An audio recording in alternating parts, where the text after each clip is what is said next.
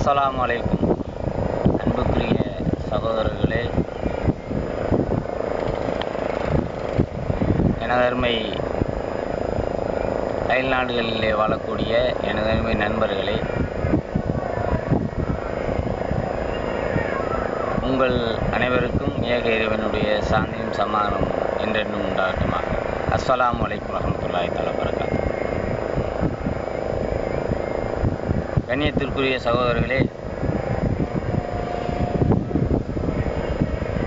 கிட்டத்தட்ட ஒரு 6 மாதத்திற்கு முன்பதாகவே தொண்டி பொதுமக்கள், தொண்டி மக்கள், தாய்மார்கள், சுற்று வட்டார பகுதியிலே வாழக்கூடிய மக்கள் மிகப்பெரிய ஒரு தொண்டியிலே ஒரு தீர்க்கப்படாத பிரச்சனையாக இருந்து கொண்டு இருக்கக்கூடிய, யாருக்கும் அடங்க மாட்டேன், யாரும் என்னை ஒன்றும் செய்ய முடியாது, ஆளுங்கட்சியும் நானே எதிர்கட்சியும் நானே என்று சொல்லக்கூடிய ஒரு திமிர்த்தனம் பிடித்த ஒரு பாலாஜி கேஸ் ஏஜென்சி என்ற ஒரு நிர்வாகம் செய்யக்கூடிய அயோக்கியத்தனத்திற்கு இந்த பொதுமக்கள் எல்லாம் இன்றைக்கு மிகப்பெரிய இன்னல்களுக்கு ஆளாகி கொண்டிருந்தார்கள். நான் ஒரு 6 மாதத்திற்கு முன்பு என்னுடைய வீடியோ ஆவணத்திலே நான் பேசிய போது இதற்கு ஒரே தீர்வு, பல்வேறு ஆர்ப்பாட்டங்கள், போராட்டங்கள் எல்லாம் அமைப்புகள் செய்து ஆகிவிட்டன. போஸ்டர்கள், கண்டன போஸ்டர்கள் அடித்து ஒட்டப்பட்டன. மத்திய அமைச்சர் ப. சிதம்பரத்துடைய வருகையின் போது ஒரு அமைப்புடைய முற்றுகை போராட்டம் அறிவிக்கப்பட்டு அதுவும் சமாதானப்படுத்தப்பட்டன. ஆனால் எதற்குமே நான் அடங்க மாட்டேன், வளைந்து கொடுக்க மாட்டேன் என்று திமிர்த்தனமாக பேசக்கூடிய ஒரு அயோக்கியன், மக்கள் விரோத சக்தி என்றே அவனை சொல்ல வேண்டும். தற்போது அதிமுக என்ற ஒரு நேம் போர்டை பயன்படுத்தி கொண்டு இன்றைக்கு இருக்கக்கூடிய தமிழக அரசுடைய பேருக்கு களங்கம் ஏற்படுத்தக்கூடிய ஒரு சக்தியாக இன்றைக்கு பாலாஜி கேஸ் ஏஜென்சி திகழ்ந்து கொண்டிருக்கிறது. அந்த கேஸ் ஏஜென்சிக்கு எதிராக கடந்த 6 மாதத்திற்கு முன்பாகவே நான் குறிப்பிட்டிருந்தேன். நான் பேசிய போது ஒரு பொதுநல வழக்கு இவர்கள் மீது போட வேண்டும், அதற்காக உதவி செய்தால் அதை செய்கிறதுக்கு வாய்ப்பு இருக்குது அப்படின்னு நான் 6 மாதத்துக்கு முன்பே சொல்லியிருந்தேன். சில சமுதாய அமைப்புகள் மத்தியிலேயே நான் இது மாதிரி செய்யுங்க நீங்கள் அப்படின்ட்டு நானே சொல்லியிருந்தேன். இதற்கு நீதிமன்றம் தான் தீர்வு காண முடியும் என்று சொல்லியிருந்தேன். ஆனால் செய்வோம் அப்படின்னு சொல்லி அவங்க அதை கண்டுக்கிறதா தெரியல. அமைப்புகள் எல்லாம் இப்போ எப்படி இருக்காங்கன்னா, விளம்பரத்திற்காக போஸ்டர் அடித்து பிரபலப்படுத்திக்கிறதுக்கு தான் தயாராக இருக்காங்களே தவிர, உண்மையாக இந்த மக்களுக்கு, இந்த பகுதி மக்களுக்கு, இந்த ஊர் மக்களுக்கு நன்மை அடைகிறதுக்கு ஒரு பிரயோஜனமான ஒரு வேலையை நம்ம சொல்லையில் அதை செய்கிறதுக்கு முயற்சி எடுக்கலாம். இல்லை வசதி படைத்த செல்வந்தர்களுடைய தொடர்பு அவர்களுக்கு இருக்குது, அவர்கள் மூலமாக ஏதாச்சும் ஒரு முயற்சி எடுக்கலாம்.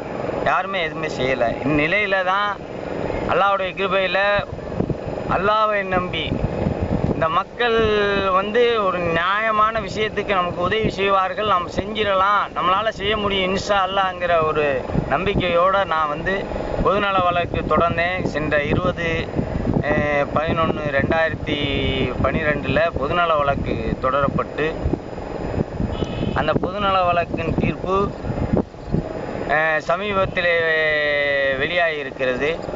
மாண்புமிகு தலைமை நீதிபதிகள் K.N. பாஷா, பி. தேவதாஸ் ஆகியோர் அடங்கிய பெஞ்சின் முன்னாலே விசாரணைக்கு அந்த பொதுநல வழக்கின் தீர்ப்பு தற்போது வெளியாகி இருக்கிறது.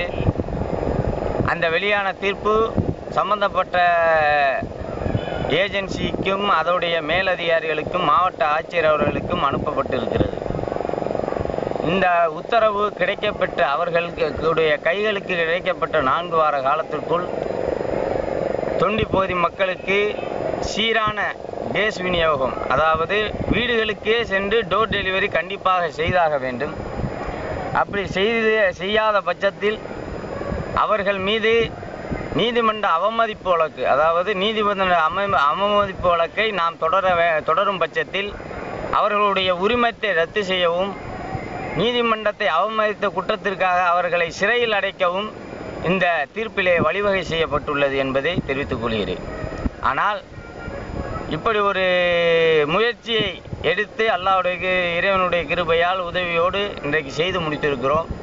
இந்த வழக்கிற்கு 23,000 ரூபாய் வரை செலவாயிருக்கிறது. இது மிக குறைந்தபட்ச செலவு. நம்ம உயர்நீதிமன்றத்தில் போய் ஒரு மனு போட இருந்தால் கூட 10,000 ரூபா நம்ம செலவழிக்கணும். ஆனால் இன்றைக்கி மிக குறைந்தபட்ச செலவு தான் நம்ம பண்ணியிருக்கோம். ஒரு பொதுநல வழக்கு 23,000 ரூபாயில் முடிக்கணுங்கிறது பெரிய விஷயம். 23,000 ரூபாய்க்குள்ளே முடித்து இந்த மக்களுடைய பணத்தை வீணடிக்கக்கூடாதுங்கிற அடிப்படையில் தன்னுடைய சொந்த வாகனத்திலே, அதை வாகன செலவெல்லாம் நான் சேர்க்கவில்லை, சொந்த வாகனத்தில் செஞ்சு என்னுடைய பிரயாண செலவு மற்ற செலவுகள்லாம் என்னோடு வைத்து கொண்டு ஒன்லி அந்த கேஸ் சம்மந்தப்பட்ட செலவுகள் மட்டும்தான் 23,000 ரூபா. மற்ற இதர செலவுகள்லாம் தனி, அதெல்லாம் என்னோட வைத்துக்கொண்டு 23,000 ரூபா செலவாகிருக்கு. ஆனால் அது சம்பந்தமாக பல்வேறு சகோதரர்களிடம் நான் சொல்லியிருக்கையில் நான் தரேன் நீ தரேன்னு எல்லாருமே சொன்னாங்க. ஆனால் யாருமே பொருளாதாரம் தரல. இதில் தந்த சாமானிய மக்கள் என்னோட பழகக்கூடிய அங்கனக்குள்ளே பழகக்கூடிய சில சகோதரர்கள் தந்த காசு வெறும் 6,000 சில்லற ரூபா தான் வந்திருக்கே தவிர மீதி பணம் யாருமே தரலை.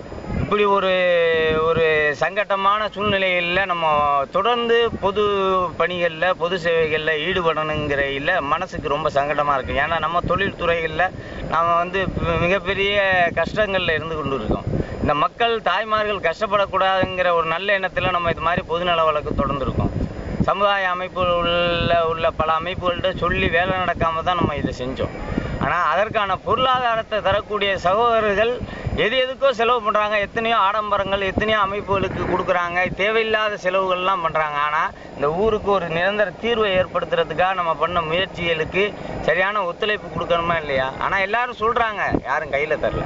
ஆனால் இது மாதிரியான சங்கடமான ஒரு சூழ்நிலையில் இன்றைக்கி இருந்துக்கிட்டு இருக்கோம். இந்த மாதிரி சகோதரர்களே, வரக்கூடிய அடுத்த மாதம் 1-2 முதல் அவன் சரியான சப்ளை செய்யாவிட்டால் நம்ம நீதிமன்றத்தில் இது சம்பந்தமாக கண்டெம்ட் கோர்ட், அதாவது நீதிமன்ற அவமதிப்பு வழக்கு தொடர்ந்து அவர்களை உள்ளே தள்ளுறதுக்கும் உரிமத்தை ரத்து செய்கிறதுக்கான முயற்சியும் நம்ம அடுத்து செய்ய வேண்டியது இருக்குது. ஒரு வேலையை எடுத்துட்டோம், அந்த வேலையை தெளிவாக எடுத்து முடிக்கணுங்கிறது நம்மளுடைய இது. எவ்வளவோ நம்ம செலவுகள் பண்ணியிருக்கோம், எவ்வளவோ ஆடம்பர செலவுகள், எவ்வளோ தேவையற்ற செலவுகள்லாம் பண்ணிகிட்டு இருக்கோம். அந்த ஊருக்காக, ஊர் தாய்மார்களுடைய நன்மைக்காக நம்ம எடுத்துக்கொண்ட இந்த முயற்சிக்கு தயவுசெய்து இந்த ஆவணத்தை பார்க்கக்கூடியவர்கள், இந்த வீடியோ தொகுப்பை பார்க்கக்கூடிய சகோதரர்கள், வெளிநாட்டில் வாழக்கூடிய சகோதரர்கள் தயவுசெய்து இந்த வழக்குக்கு உதவி செய்யுங்க. அவ்வளோதான்.